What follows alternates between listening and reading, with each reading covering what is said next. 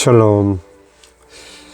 창세기 1장 1절에서 하나님은 이 천지 만물을 왜 창조하셨는지 하나님의 섭리와 목적을 분명히 밝히셨습니다. 그 이유는 바로 하나님의 가족을 위한 집을 만드시기 위함이셨습니다. 그렇게 먼저 집을 만드시고 이제 하나님의 가족이 될 인간을 손수 흙으로 빚으시고 그 코에 생기를 불어넣어 첫사람 아담을 만드셨습니다. 그리고 아담에게 하나님의 가족이 되기 위한 하나님의 말씀을 주셨습니다. 창세기 2장 17절 선악을 알게 하는 나무의 열매는 먹지 말라. 내가 먹는 날엔 반드시 죽으리라. 이 말씀을 하시기 위해 하나님께서는 인간의 모든 필요를 채울 수 있도록 16절에 먼저 에덴 동산에 각종 나무의 실과를 자유롭게 따 먹을 수 있도록 허락하셨습니다. 무엇이 부족하여 선악과까지를 먹지 않도록 미리 모든 축복을 허락하신 것입니다. 이처럼 하나님의 배려 속에서 인간은 하나님의 가족이 되기 위한 순종의 과정을 걷게 되었습니다. 하나님은 아담의 독처함을 좋지 않게 여기셔서 창세기 2장 18절에 아담을 깊게 잠들게 하신 후 첫 외과 수술을 통해 아담의 갈비뼈 하나를 취하시고 그것을 살로 채우셔서 여자를 만드셨습니다. 그 여자로 하여금 아담과 함께 순종의 길을 동반토록 하셨습니다. 아담을 지으신 목적과 여자를 지으신 목적을 구분한다는 것은 남녀 평등의 요즘 시대에 맞지 않을 수도 있습니다. 그러나 분명한 것은 아담은 하나님의 말씀을 직접 받았고 하와는 그런 아담을 도와서 순종의 여정을 함께 가는 것이 그들이 하나 되는 가장 큰 목적이었음은 우리가 분명히 확인할 수 있는 것입니다. 그러나 하와는 무너지고 아담이 그녀의 무너짐을 극복하지 못하고 함께 무너져 버렸습니다. 그런 성경의 사실 앞에 우리는 오히려 선악과를 만드신 하나님을 원망하기 일쑤였습니다. 왜 하나님은 선악과를 만드셨나? 그것이 없으면 인간이 타락하지도 않았을 텐데. 그러나 선악과는 인간에게 저주를 주기 위한 목적이 결코 아니었음을 우리는 알 수 있습니다. 인간이 피조물의 한계를 넘어서서 하나님의 가족이 되기 위한 순종을 위해서 반드시 필요했던 바로 하나님의 선물이었다는 사실입니다. 우리는 이 사실을 인정해야만 비로소 인간이 저지른 불순종의 범죄가 얼마나 큰 하나님의 축복을 저버리는 원인이 되었는지를 알 수 있게 됩니다. 아담과 하와의 순종의 열매는 바로 생명나무였기 때문에 그들이 하나님의 말씀을 순종하면서 그들에게 주어진 자유를 통해서 동산 각종 나무의 열매를 먹게 되면 그 가운데 드디어 생명나무의 열매를 먹게 되는 그것이 하나님께서 자연스럽게 그들의 순종을 통해서 마침내 허락받을 가장 큰 축복인 하나님의 가족이 되는 길을 그렇게 중앙에 에덴 동산 중앙에 선악과와 함께 심어 놓으셨던 것입니다.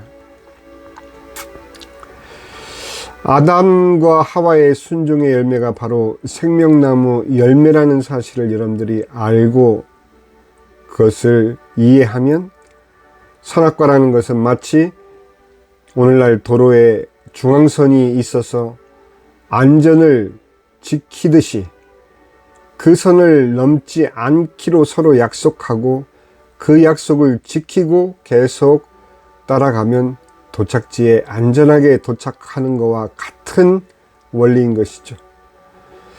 만일 반대편 차선으로 가고자 하는 자유가 있다 하고 반대편 차선으로 중앙선을 넘게 되면 자신과 남을 사고로 몰고 가는 파멸의 선택이 되고 마는 것입니다.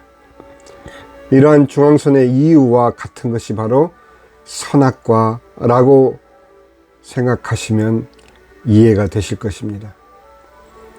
창세기 2장 16절에 하나님께서는 아담과 하와에게 임의로 먹을 수 있는 자유를 이미 주셨으나 인간은 그 자유를 하나님의 말씀을 오히려 불순종하는 도구로 사용했던 것입니다. 선악과를 먹는 순간 하나님과 분리되는 영혼의 죽음을 맞이했고 육신의 죽음이 그 순간 시작되는 것을 우리는 알 수 있습니다. 요즘 많은 지식인들 가운데 참 자아를 찾는 것이 종교의 목적이다. 그렇기 때문에 길은 달라도 참 자아를 찾게 된다면 모든 종교는 하나가 될 수 있다라고 생각하는 경향이 매우 지금 짙어가고 있습니다. 그것 또한 하나님의 말씀을 또다시 벗어나는 인간의 시도가 될 뿐인 것을 여러분들 아시기 바랍니다. 결코 하나님께서는 우리의 참자를 찾는 것이 진리라고 말씀하신 적이 없습니다. 이미 하나님께서는 예수 그리스도를 통해서 요한복음 14장 6절에 나는 길이요 진리요 생명이니 나로 말미암지 않고는 아버지께로 올 자가 없느니라 하시고 분명한 길을 제시하셨습니다. 그리고 우리의 참자아는 우리의 생각 속에서, 우리의 사색 속에서, 우리의 철학 속에서 발견되는 것이 아니라 하나님의 말씀 가운데서 이미 우리는 우리가 누구인지를 알고 있는 자인 것을 여러분들 아시기 바랍니다. 창세기 5장 1절에서 32절에는 아담의 계보가 나옵니다. 죽음과 태어남의 연속은 마치 창세기 1장 26절에 하나님께서 인간을 창조하시면서 허락하신 그 축복과 창세기 2장 17절에 이것을 먹는 날에는 정령 죽으리라 하신 하나님의 말씀을 불순종한 인간의 불순종의 결과가 끊임없이 반복되어 내려가는 것을 우리는 볼 수 있습니다. 그것이 어느덧 우리에게까지, 저와 여러분에게까지 이르렀다는 것을 여러분들 시인하시면 결코 지금 우리가 살아가고 있는, 그리고 우리가 믿고 있는 이 신앙이 지금의 신앙이 아니요 창세기로부터 이어져 내려오는 인간의 문제를 예수 그리스도의 십자가의 구원을 통해서 해결받은 진정한 성도의 삶이라는 것을 여러분들 확인할 수 있게 됩니다. 하나님께서 시작하셨고 하나님께서 이루시고 그리고 하나님께서 이제 마치실 것입니다. 계시록 22장 13절에 나는 알파요 오메가요 처음과 마지막이요 시작과 마침이라 하나님께서는 스스로를 말씀하셨기 때문입니다.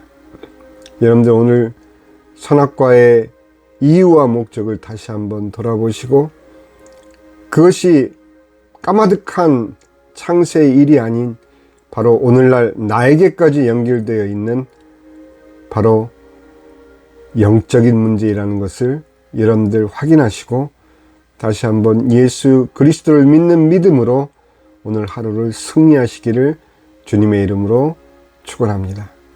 기도합니다. 하늘에 계신 우리 아버지, 이름이 거룩히 여김을 받으시오며 나라의 마옵시며 뜻이 하늘에서 이루어진 것 같이 땅에서도 이루어지이다. 오늘날 우리에게 일용할 양식을 주옵시고 우리가 우리에게 죄진 자를 사하여 준 것 같이 우리의 죄를 사하여 주옵시고 우리를 시험에 들게 하지 마옵시며 다만 악에서 구하옵소서. 나라와 권세와 영광이 아버지께 영원히 있사옵나이다. 아멘.